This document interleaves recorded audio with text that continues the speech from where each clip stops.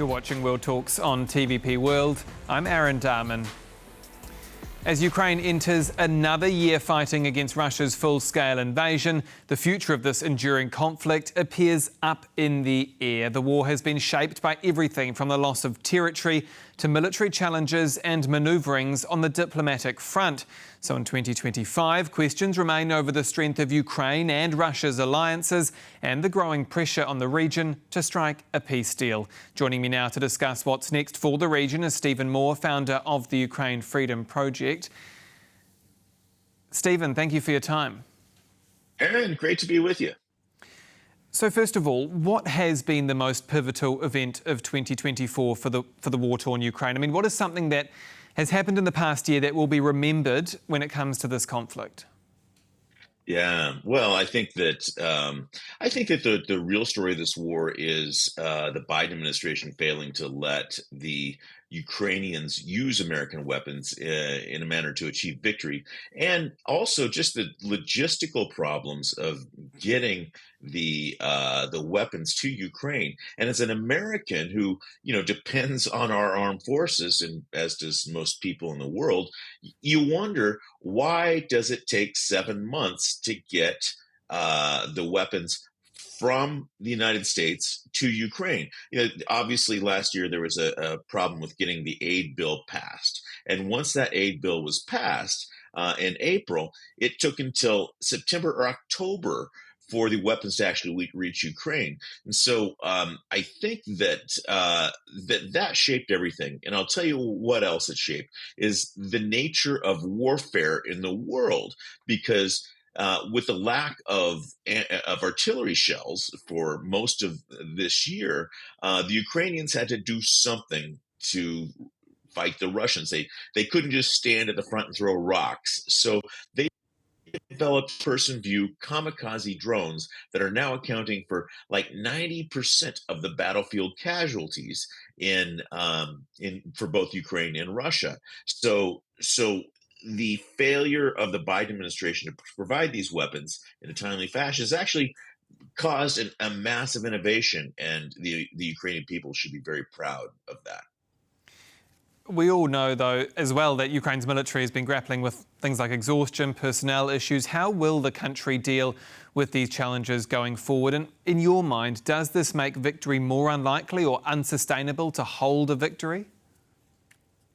Yeah, that is a good question. I have lots of friends at the front. I've been in the United States for about the last 6 weeks. We've been in Washington, D.C., talking to people on Capitol Hill, and it's Christmas. We've been visiting family. Just before I left, I was at the front. I was not 10 miles from the Russians, talking to my friends who were drone pilots. And yeah, they're tired. They're ready to go home. And I think that what you're going to see is that there's going to be some sort of peace deal. There's going to be something. There's going to be something pivotal in probably the next 6 months. Trump has famously said he can solve the Ukraine war in 24 hours. He also said he'd build a wall and make Mexico pay for it, and famously said once he got into office, who knew healthcare could be so complicated? And well, everyone but Donald Trump knew that. But what we're going to see is that it's his problem now, and he doesn't want to be seen as getting a bad deal with Putin. And I think he's going to understand how much the Russians don't peace. I don't know if you saw it, Aaron, but there's a commercial running in Russia right now where the Russians have declared war on Santa Claus. There's a commercial showing a Russian missile taking out Santa Claus's sleigh, and that's not indicative of a country that is desirous of peace. I have seen that advertisement, and given that Russia is not super keen, it appears, on peace or striking a peace deal, how do you get an enduring peace negotiation underway? Because, of course, you could, under Donald Trump, end up possibly with a ceasefire, but that still provides some sort of vulnerability for Ukraine to be attacked again. Russia regroups and has another bite at the cherry. Yeah, Aaron, so Russia spends what we can tell Russia spends about 10% of its economy on the war. And Poland spends a little bit more than 4%. The United States spends a little bit less than 4%. So Russia spends more on war than any other country in the world except for Ukraine. And and that's just what we can see. That's the transparent part. So um, what is Russia going to do when there's a ceasefire? Are they going to go back to making televisions? No. Russians dig things out of the ground. They dig gas, oil, gold, diamonds, platinum. That's where most of the Russian economy is. It's not like they're going to go back to making refrigerators because Russia refrigerators. This is a country on a war footing. And if there's a ceasefire, Vladimir Putin's going to keep on making T-90 tanks and these missiles. He's going to get better at making the Iranian drones that fly by my apartment building every night when I'm there. So we've got to guard against that because what'll happen, Putin's already in violation of hundreds of peace treaties, ceasefires, international agreements of every sort. So no one has given me a compelling reason why Vladimir Putin will not just take this time and rebuild and attack Ukraine or Latvia or Poland for that matter. So that's what the president of the United States needs to guard against. The EU has reiterated its support for Ukraine, but is Europe prepared to shoulder a larger burden if Donald Trump says, look, we're declining our aid, we're pulling out our aid out of the region? Should Europe be worried about a Trump presidency?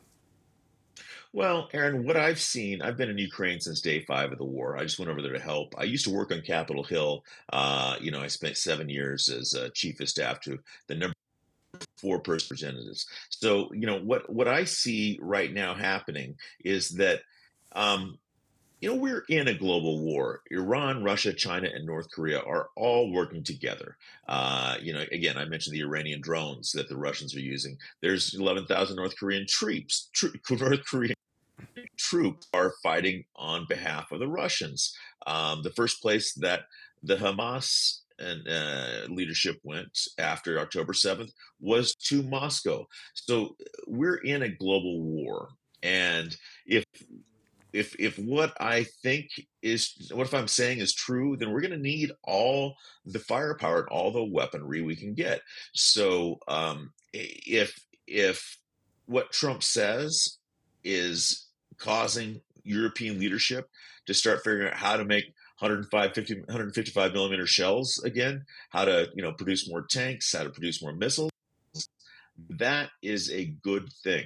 That is something that will increase world stability because not only would we need that in a fight, but if the reason that Xi Jinping, Kim Jong Un, Vladimir Putin, and the folks running Iran are so aggressive is they think the West is weak. So if they see Europe ready to defend itself again and provide aid to other countries like Israel or South Korea, then that's something that will be a deterrent. Stephen Moore, founder of the Ukraine Freedom Project. Thank you again for your time. Aaron, great to be with you. Look forward to it again soon. Thank Happy you. New Year. And that's this edition of World Talks here on TVP World. Do stay with us. We'll have coverage all night on the latest news, commentary and analysis. I'm Aaron Darman. Goodbye for now.